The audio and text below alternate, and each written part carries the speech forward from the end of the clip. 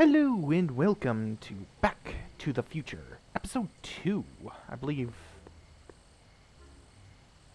Uh, Episode 2 and Episode 3 of Episode 2. Whatever. Alright, it's sort of insinuated that we needed to talk to Doc. Oh, what's this? Hill Valley Expo, October 12th, 15th. Oh, hey, what's this? James Clive, Doris Evans, Edward Clark, David Wright, Frankenstein, the man who made a monster. Oh. Oh, nope. Okay, let's go to the theater. Cool. Frankenstein. Cool. Frankenstein. Okay, never mind. I guess we can't do anything yet. It will probably have to wait until the middle of the day. Is it really that old that that movie came out? 1931? Amazing. Now, I ended up looking up the definition for what a transient is, and it's the equivalent to a hobo or homeless man or Hey, Doc. How's the room? tramp. It's a little cleaner than I would have imagined for a Depression-era flophouse. How are your investigations going? Hold on.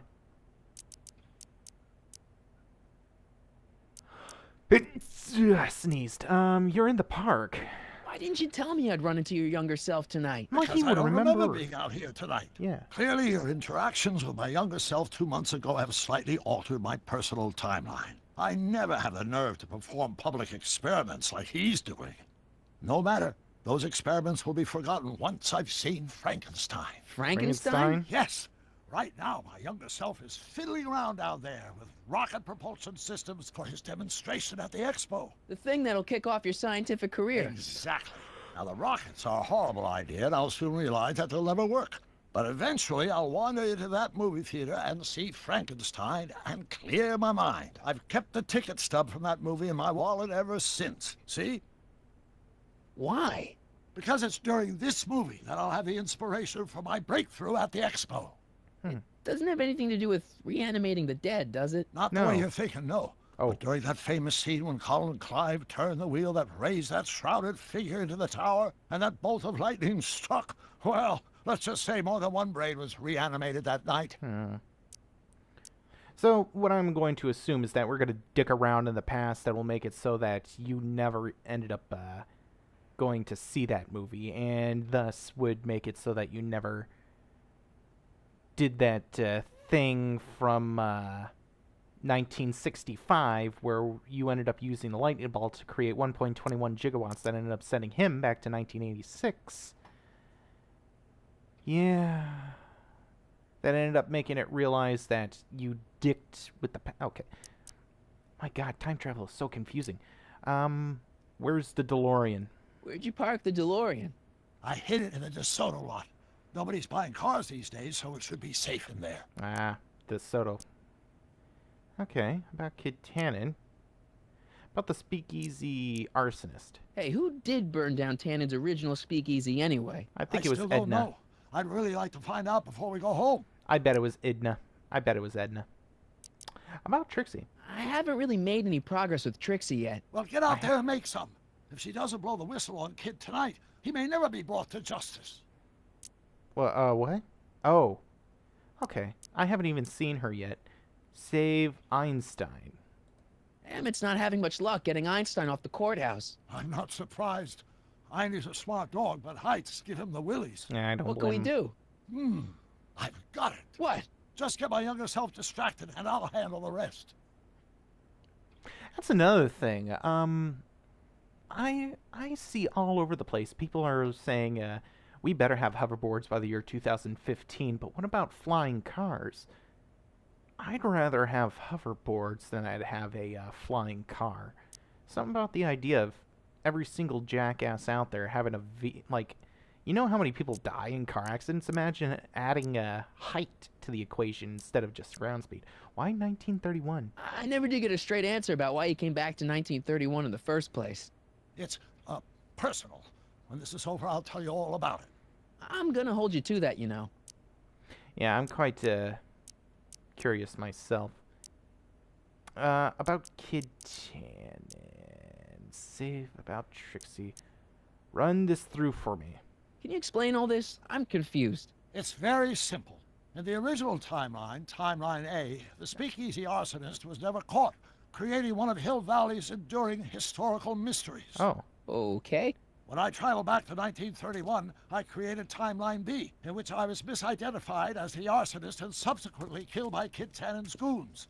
Einstein came with me, and somehow he ended up in the DeLorean when its fail-safe mechanism triggered, sending it back to 1986. Which is where I came in. Precisely. Right. We traveled back to June 14th, 1931, creating Timeline C, a world in which Carl Sagan wasn't rubbed out by Kid Tannen. But Arthur McFly was served with a subpoena. And shot by Kid Tannen's goons. Yes, so you jump back in time 6 hours, creating Timeline D, saving your grandfather's life, but somehow preventing Kid Tannen from meeting his date with justice. Which is So we why the gotta Tannens were so powerful when we jumped back to 86. So now we've returned to August of 1931, creating Timeline E, in which, fingers crossed, we'll send Tannen to prison where he belongs. Got it? Sure. Good. Yeah. One more or less. question. What? Can you explain all this? I'm confused. I more or less get it. What we got to do is figure out what caused Timeline E. Okay, that's everything. Just keep your head low, Doc. I'll be back soon. I'll keep an eye out for your grandfather. Okay. So at least we figured that out. Let's look at the door. No time for a haircut now, even if they were open. Besides, they'd probably cut it too short. Old people in that short hair. What is this? Station. It's closed for the night. Luckily, I don't have a burning need for a greeting card. Really? They were in business. Oh, stationer. Stationary. Gotcha. Okay.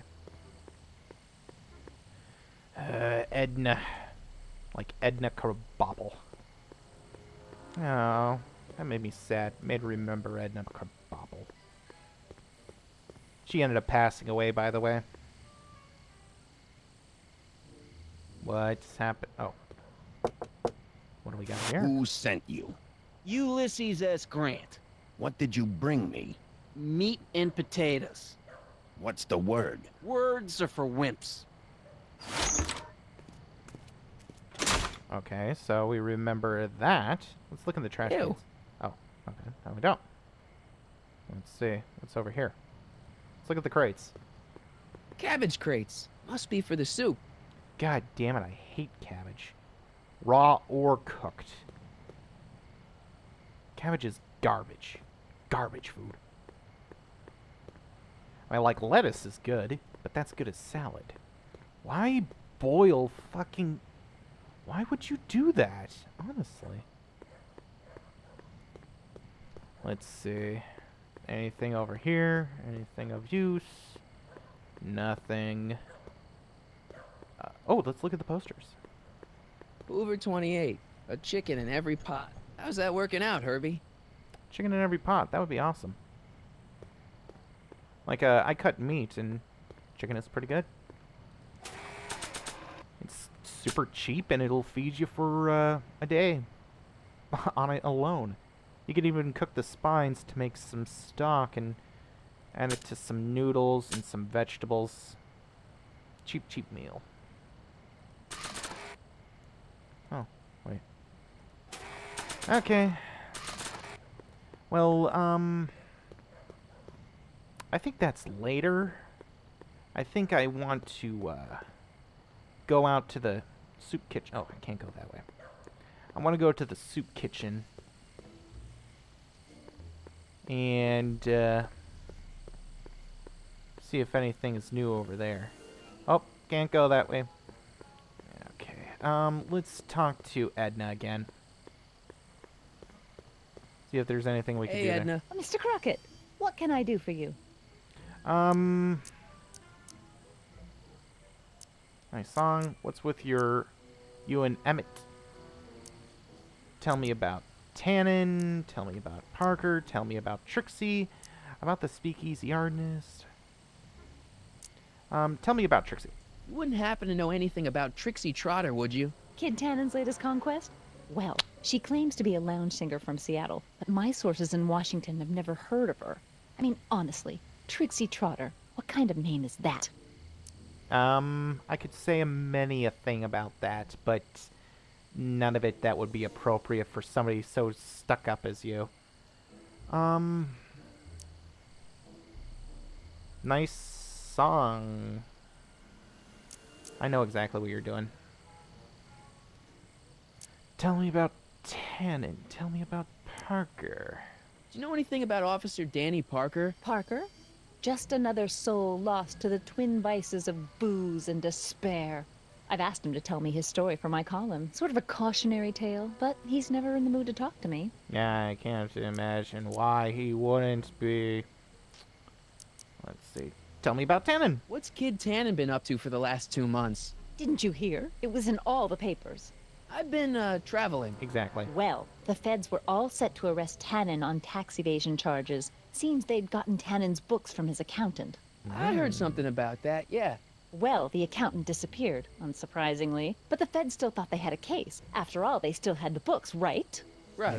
Wrong. Oh. The day before the trial, the books up and vanished right out of the court's evidence locker. No. Lots of fingers were pointed, but honestly, the whole town's so corrupt that it could have been anyone. Court clerks, cops, janitors. So the law books. They disappeared. We're probably going to have to find those. We could probably find them at the law offices. I got a feeling about that. Or at least get some information about them from the law offices. About the speakeasy arsonist. Whatever happened with that speakeasy arsonist? I was about to ask you the same question. Me? Don't play coy with me. I may not have any journalistically acceptable proof, but I know you had a hand in Carl Sagan's daring escape from the authorities.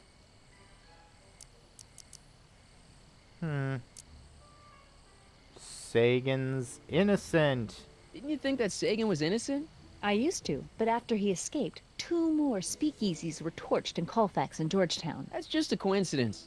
Coincidence? Or is our friend Carl a serial arsonist? Huh, that is suspicious. Wait. Yeah, I know you're the arsonist. I got a story for you? No, I don't. See ya. Keep fighting the good fight. I hate you. Okay, we're gonna talk to the doctor. Well, young doctor. And, let's see. Control Don't con- touch those. They're very sensitive. Sorry. As are you. Okay. Oh, whoa. We were like hovering around like the nun from Blues Brothers. Don't worry, Emmett. I'm sure you'll get it right someday. Oh, I'm not worried about that. Right now, I'm more concerned with Einstein. What's with you and Edna? What's up with you and Edna? A couple months ago, I could swear she was making goo-goo eyes at you. That was before my father had her stay sober society meeting thrown out of our house. Now she takes every opportunity she can get to snipe at me and my work. It's very distracting. Oh. You two had goo-goo eyes? I wasn't paying attention. Tell me about Trixie. You know anything about Trixie Trotter? The songbird of the Sierras? The nightingale of the north? The floozy of the foothills? Never heard of her. Oh. And I've definitely never snuck into Tannen's speakeasy to listen to her. Wait, you ended up going into the speakeasy? You seen Frankenstein? Have you seen that Frankenstein movie yet? I hear it's pretty inspirational. Not yet. I've been so busy with my rocket car that I haven't found the time. But I'm planning on going tonight.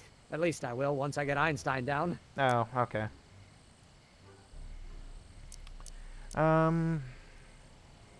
What went wrong? What went wrong with your rocket car? I'm not entirely sure. As soon as we get Einstein down, I'm gonna go look for it. Oh, that might be very crucial. Tell me about Parker. Do you know anything about Officer Danny Parker? My pop says he's a good cop when he's not drinking. Good. course, now I hear he drinks all the time. Oh. I got a feeling that that Parker guy is the dude. At least that's what it alluded to. Find your rocket car. Why don't you go look for your car now? And leave Einie stuck on a ledge? Never! Dogs are much more important than any silly rocket car.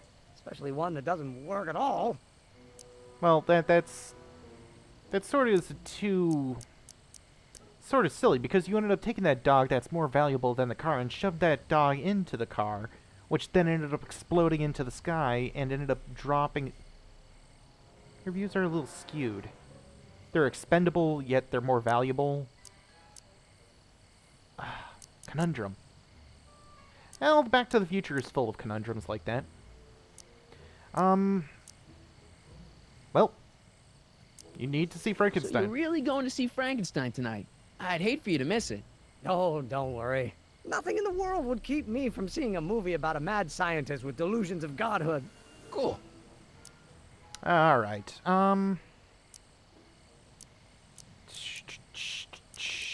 Take a break. Why don't you take a break from Einstein Patrol for a minute? Maybe go see a movie or something. Thanks for the offer, Sonny. When once Emmett Lathrop Brown sets his mind on a task, nothing can distract him from his purpose. And right now, that purpose is rescuing your dog. Oh, well. That's really, kind of you. Well, we're over the time limit. Well, I'll go off and see if I can get some help. You do that. I'll stay here and see if I can think of a way to get Einie off that ledge. Cora Cup. Alright, in the next episode, we're going to get Ein down. Thank you for watching. Bye.